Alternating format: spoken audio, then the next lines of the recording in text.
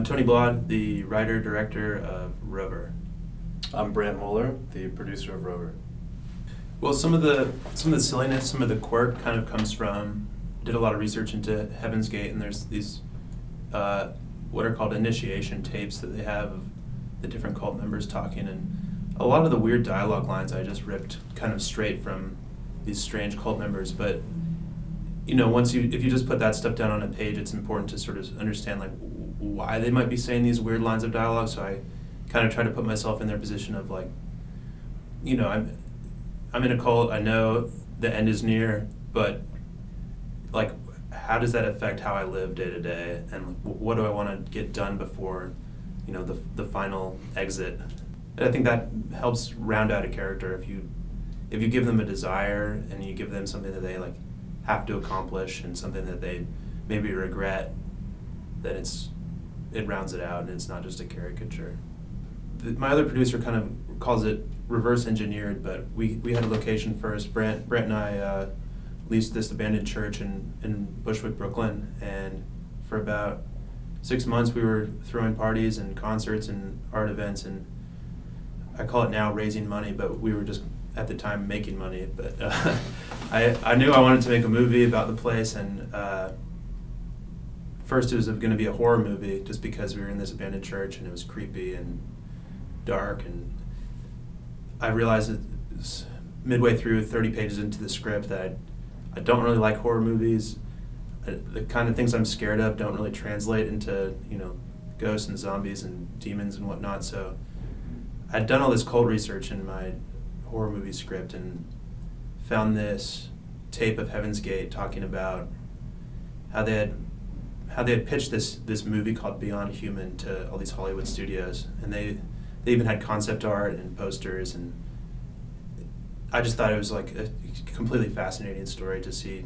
I mean, first of all, I wish they had made it, and second of all, like if they did make it, what was that like making it? So that's really where the script came from. To touch on what Tony said, I mean, it kind of all began way back when we first grabbed the church and first leased it. And then in terms of, I remember actually the moment when Tony said he wanted to make a film, we were in the back in the parsonage on the third floor in his bedroom, and he said it, and usually when Tony says he wants to do something, it happens. So at that point the writing began, and then, you know, I filled in a producer role, I guess a kind of catch-all in terms of, hey, we need food here, we need food for these guys, we need a different location for this, helped out in that fashion. And so it's kind of felt more natural than being, hey, you need to be here specifically on this day.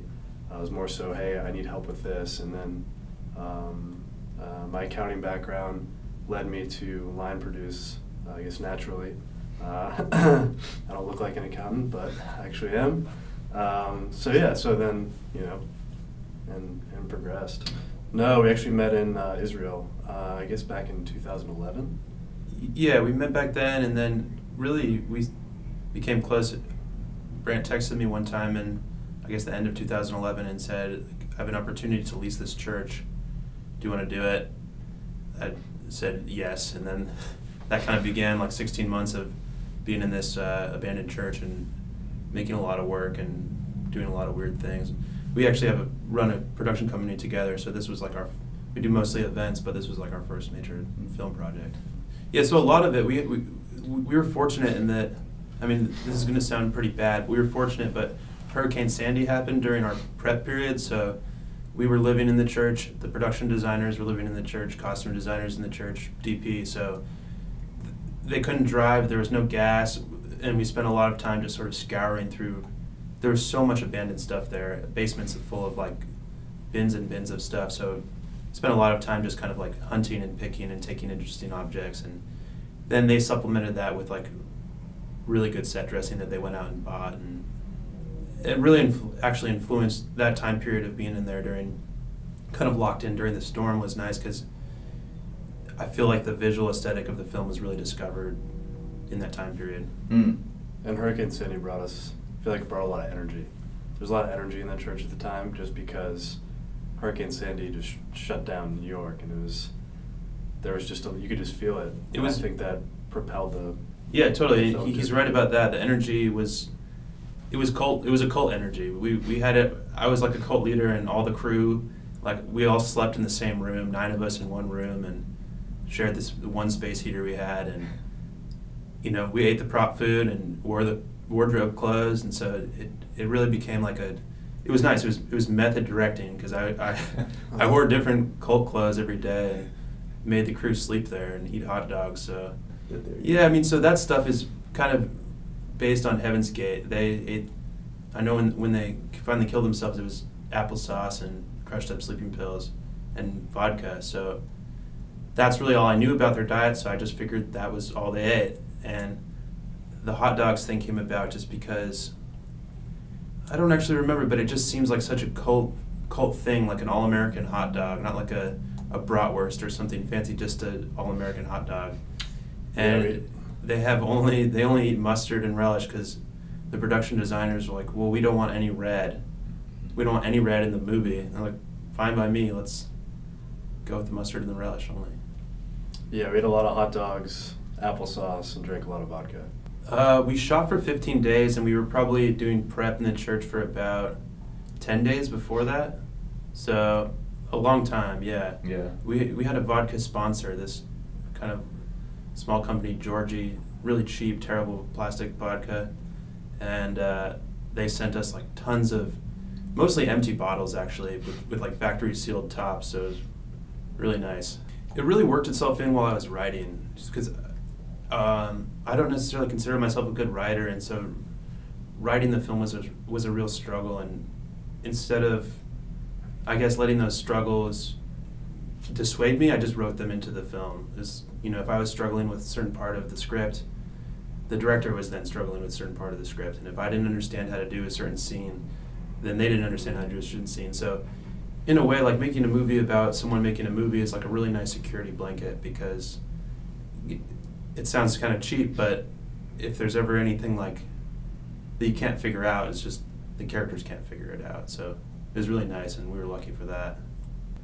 I guess it's what I imagine most people are scared of. It's just sort of general anxiety about, failure, or I don't know, social pressures and that kind of stuff, where it's, you can't pop out of a corner and say like, did you do your taxes this year? Or, it's that kind of stuff is scary for everybody, I think, and it's the kind of the stuff that the characters face as well, rejection and that kind of thing. Yeah, I'm scared of myself, so you won't see me on camera. So for now. Yeah. That's right. Well, the spaceship thing's funny you ask, because we shot that the very last day. Originally in the schedule it was supposed to be midway through, but we were kind of worried that anything wrong could happen. Really, the thing I was worried most about is it was going to go through the floor, and then we would ruin the continuity for the rest of the movie, among other serious problems, the hole in the floor. But so that was the very last day, and it was. What we did was invite all of our friends. All of our friends are in the mezzanine of the church, probably about 40 people. I was up in the catwalk with a hockey helmet on and some gloves and bolt cutters, and made everyone be super quiet. And it took me a really long time to cut through the thing, actually, but finally when it did, it was so awesome, so cool. Everyone really liked that. But in terms of bad things happening, I mean, you name it, every day. The second day, our lead actress was sick and didn't show up. We have one location other than the church, and they dropped out. It's like every day something went wrong, but it was, that's just how it goes. And I knew that going into it, that was going to be how it goes. And kicked off with a 100-year storm, Hurricane Sandy. Yeah, so no, a gas that shortage, set the tone. I would say challenges making the film. Tony touched on it. I mean, we had the location drop, I guess, a few hours beforehand. Was that right? Yeah. The coffee shop, and scrambling to fix that and calling around. But at the same time, that's the producer's job. Put out the fires, and they're always going to be there, always going to happen. So we got it done.